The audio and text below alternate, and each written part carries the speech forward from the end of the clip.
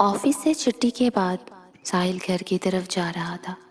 یہ رات کا وقت تھا، چاروں طرف اندھیرا تھا، اور اس رات عجیب بات یہ ہوئی تھی کہ اچانک بہت تیز بارش شروع ہو گئی اور ساحل کو گھر جانے کے لیے کوئی ٹیکسی یا رکشہ نہ ملا۔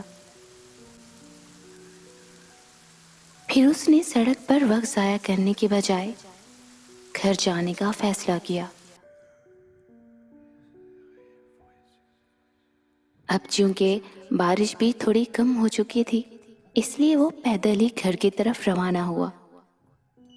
اس نے گھر جانے کے لیے شارٹ کٹ کچے راستے کا انتخاب کیا تھا، جو کہ اکثر سنسان اور ویران رہتا تھا۔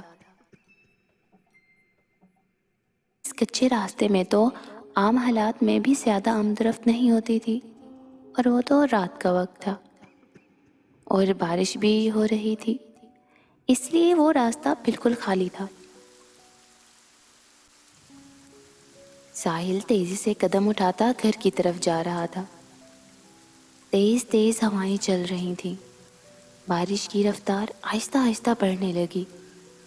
ساحل بارش سے بچنے کے لیے راستے پر موجود ایک درخت کے نیچے آ کر کھڑا ہو گیا، لیکن بارش نے یہاں بھی اس کا پیچھا نہ چھوڑا۔ پھر اچانک آسمان سے برف باری شروع ہو گئی۔ اب سچ میں ساحل کو گھبراہٹ ہونے لگی۔ بارش تو وہ جیسے کیسے برداشت کر ہی لیتا، لیکن برف باری سے کیسے خود کو بچاتا؟ ادھر ادھر دیکھتے ہوئے اچانک ساحل کی نظر سامنے ایک پرانے گھر پر پڑی۔ وہ گھر پرانا، کھنڈر اور خالی نظر آ رہا تھا۔ ساحل بنا کوئی وقت ضائع کیے اس گھر کی طرف چل پڑا اور بھاگتے ہوئے تیزی سے اس چھوٹے گھر کے اندر داخل ہو گیا، جو ہر طرف ٹوٹ پھوٹ کا شکار تھا۔ ساحل کے گھر کے اندر داخل ہوتے ہی پیچھے سے دروازہ بند ہو گیا۔ ساحل نے سوچا شاید ہوا تیز ہے، اس وجہ سے بند ہوا۔ پھر ساحل ایک پرانے کمرے میں آیا۔ اس کمرے میں ایک پرانا بیڈ تھا اور کچھ ٹوٹی ہوئی کرسیاں۔ ساحل نے کمرے میں پہنچ کر سکون کا سانس لیا۔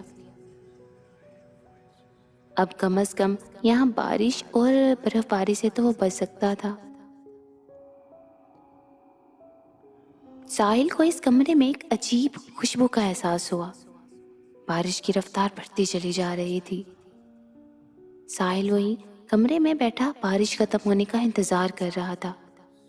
ساحل کو اس کمرے میں بیٹھے ہوئے 10 منٹ کے قریب ہوئے ہوں گے کہ اچانک ساحل کو ایک لڑکی کے ہنسنے کی آواز آئی۔ ساحل کافی حیران ہوا اور اس نے کھڑے ہو کر دیکھا، لیکن باہر کوئی نہیں تھا۔ ہر طرف بارش اور پانی تھا۔ ساحل ایک بار پھر آ کر کمرے میں بیٹھ گیا۔ اسے اپنا وہم لگا۔ 2 منٹ بعد ساحل کو ایک لڑکی کی رونے کی آواز آئی، جیسے کوئی آہستہ آہستہ سسک رہا ہو۔ ساحل اٹھ کر ایک بار پھر باہر دیکھنے گیا، لیکن باہر کوئی نہیں تھا۔ ساحل ایک بار پھر آ کر بیڈ پر بیٹھ گیا۔ اسے وہ گھر کافی عجیب لگ رہا تھا۔ اس نے سوچا جیسے ہی برف باری ختم ہوگی وہ فوراً یہاں سے نکل جائے گا۔ پتہ نہیں وہ آوازیں کس کی تھیں۔ پھر اچانک آسمانی بجلی چمکی۔ باہر گھر کے آنگن میں روشنی ہوئی اور اس روشنی میں ساحل نے دیکھا گھر کے بالکل آنگن میں ایک درخت کے نیچے بہت بڑی قبر تھی، جو کہ بہت پرانی معلوم ہو رہی تھی۔ ساحل نے حیران ہو کر اس قبر کو دیکھا۔ وہ قبر گھر کے آنگن میں کیوں تھی اور وہ کس کی قبر ہو سکتی تھی؟ ایک بے اختیار سی کیفیت میں ساحل کھڑا ہوا اور گھر کے آنگن میں موجود اس قبر کی طرف جانے لگا۔ قبر کے پاس پہنچ کر ساحل اس قبر کو غور سے دیکھنے لگا۔ اس قبر پر ایک تختی لگی ہوئی تھی۔ وہ کسی لڑکی کی قبر تھی جس کا نام نشادرا تھا اور وہ کئی 100 سال پہلے مر گئی تھی۔ لیکن اتنی پرانی قبر اس گھر کے آنگن میں کیسے؟ اس قبر کے بالکل پاس ایک چراغ رکھا ہوا تھا اور ماچس بھی۔ ساحل نے سوچا کمرے میں اندھیرے میں بیٹھنے سے بہتر ہے یہی چراغ کمرے میں لے جا کر روشنی کرے۔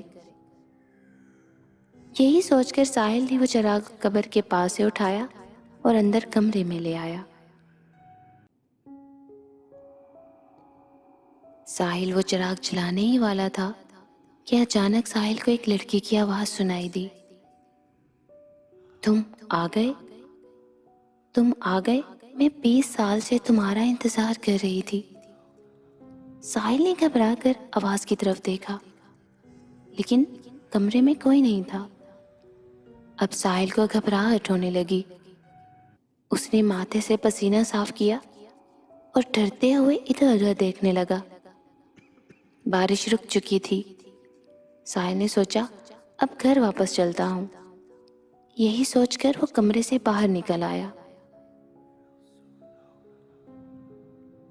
اچانک ساحل کو کسی لڑکی کی رونے کی آواز آئی۔ ساحل نے سامنے دیکھا تو جیسے پتھر ہو گیا۔ سامنے قبر کے پاس ایک خوبصورت دلہن ہاتھوں میں موم بتی لیے بیٹھی تھی۔ ساحل حیران ہو کر رک گیا۔ وہ دلہن اس قبر کے پاس کب آئی تھی؟ یا پھر وہ پہلے ہی قبر کے پاس موجود تھی؟ لیکن اگر وہ پہلے قبر کے پاس موجود تھی تو اس نے دیکھا کیوں نہیں؟ وہ دلہن مسکراتے ہوئے ساحل کو دیکھ رہی تھی۔ پھر ساحل سے بولی، مجھے یقین تھا تم ایک دن واپس آؤ گے۔ ساحل نے گھبراتے ہوئے پوچھا، تم کون ہو اور یہاں کیا کر رہی ہو؟ ساحل کی بات سن کر اس لڑکی نے زوردار کہکا لگایا اور بولی، میرے گھر میں کھڑے ہو کر مجھ سے پوچھتے ہو کون ہوں میں؟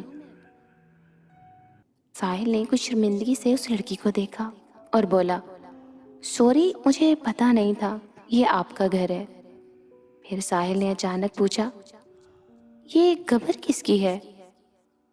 اس دلہن نے زوردار کہکا لگایا اور بولی، میں نوشادرا ہوں، یہ قبر میری تھی، میں 100 سال پہلے مر گئی۔